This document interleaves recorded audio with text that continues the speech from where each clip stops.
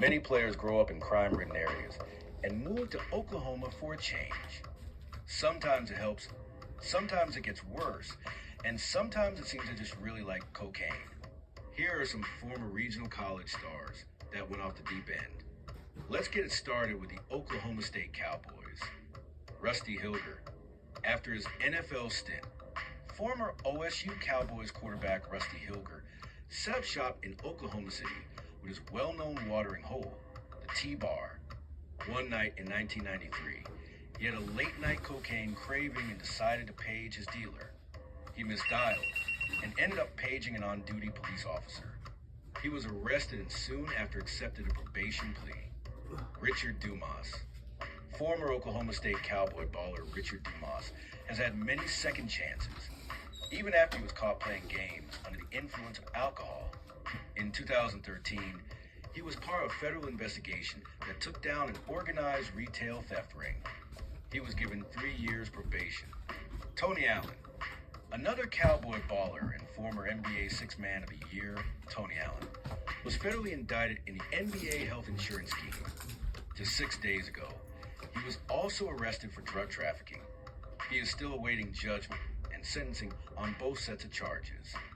Let's move on to the University of Oklahoma Sooners. Roy Finch. After stints in the NFL and CFL, former Sooner running back Roy Finch was called a living nightmare by a prosecutor in 2022 following a string of crimes. Between 2017 and 2021, Finch was involved in a police pursuit, was in possession of marijuana, and beat up a pursuing officer. Months later, he was involved in a serious domestic dispute with his then-girlfriend. Finch was sentenced to 4 years in the Oklahoma Department of Corrections. Mookie Blaylock. Former NBA and OU point guard Mookie Blaylock had a serious run-in during the fall of 2013. With a history of alcohol abuse and seizures, he had been advised not to drive. He was involved in a fatal accident, and the subsequent investigation revealed he was going through alcohol withdrawal. He was eventually charged with negligent homicide and sentenced to 4 years in prison.